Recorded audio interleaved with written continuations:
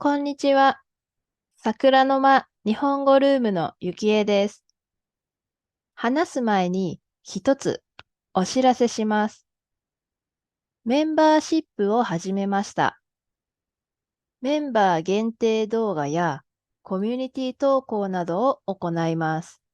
また、メンバー限定で、ポッドキャストや会話のスクリプトを見られるようにします。よければメンバー登録もしてもらえたら嬉しいです。では、ポッドキャストを始めます。9月第3月曜日は敬老の日です。つまり日本では明日です。敬老というのは老人を敬うと書きます。老人はお年寄り、つまりおじいさん、おばあさんのことです。敬うというのは尊敬するという意味です。長い間日本のために、社会のために働いてくれたお年寄りを尊敬して感謝し、長生きをお祝いする日です。おじいさん、おばあさんは自分の親の親だけではありません。社会のお年寄り全員を指します。若い人たちの中では、昔流行っていて、今は使われていない言葉を年をとっている人が言ったり、昔流行ったものを持っていたりすると、笑ったり馬鹿にしたりする人もいます。でも、お年寄りは私たちなんかよりずーっと苦労してきているんですよね。80歳、90歳以上の方は戦争も経験して、私たちが想像できないぐらい大変な生活を送ってきた上、日本を立て直して、さらに発展させてくれたわけですから。私たちがこうして生活できているのは、お年寄りのおかげですから、本当に感謝しなければなりませんね。私も未来に何か残せるような働きができたらなと思っています。さて、突然ですが、日本のお金を見たことがありますか？日本のお金は、硬貨というコインと紙幣という紙のお金があります。硬貨は小銭、紙幣はお札とも言います。普段は小銭、お札という方が多いです。小銭、硬貨は1円、5円、10円、50円、100円、500円です。紙幣、お札は1000円、5000円、1万円の全部で9種類あります。一番大きいお金は1万円ということです。でも、実は2000円のお札もあるんです。これは十数年前に作られたんですが、ほとんど使われなかったですね。今でもあることはあるんですが、ほとんど使われていません。今、どうしてお金の話をしたかというと、お金というか、支払いの時の日本の店員の不思議な行動についてお話をしたいからです。お店によりますが、客が1万円札を使って支払いをしたときに、1万円入りますということがあります。現金で払ったときだけですね。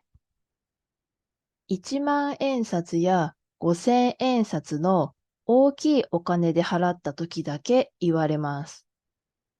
私のうちの近くの回転寿司では、防犯カメラに向かって1万円札を見せながら1万円入りますと言っていました。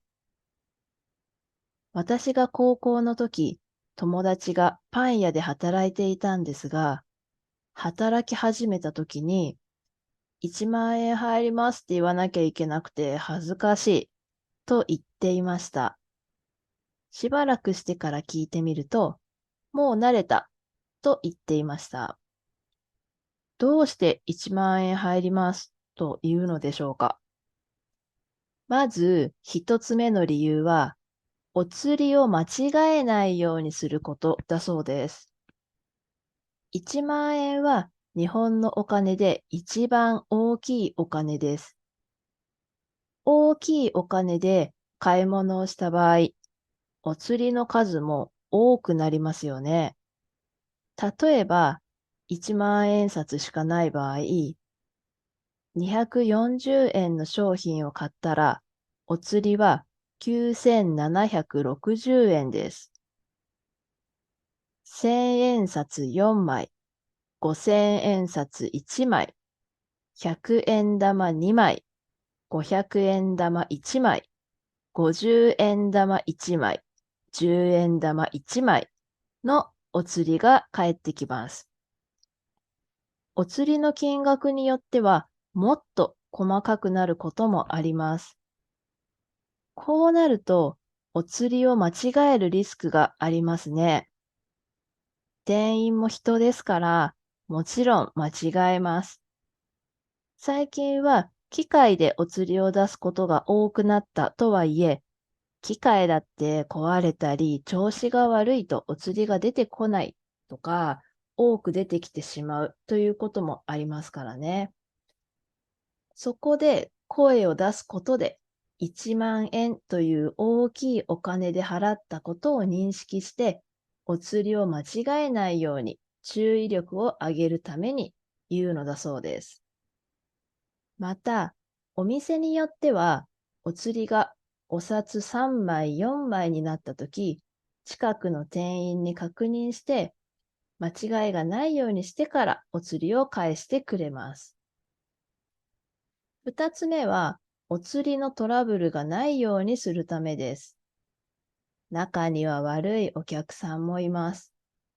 5000円札を出して買ったのに、1万円札出した。お釣りが足りない。と嘘を言われる可能性があります。でも、1万円入りますと声を出して言うと、周りの店員や客にも聞こえているわけですから、もしお釣りが足りないと言われても、周りの人も承認になれるわけですね。5000円入りますと言っていれば、5000円で払ったということがわかるし、相手も嘘を言いにくいです。ただ、5000円入りますは言わない店も多いようです。最近はキャッシュレス化していることも理由かもしれませんね。まとめると、お釣りのトラブルがないように声を出しているということですね。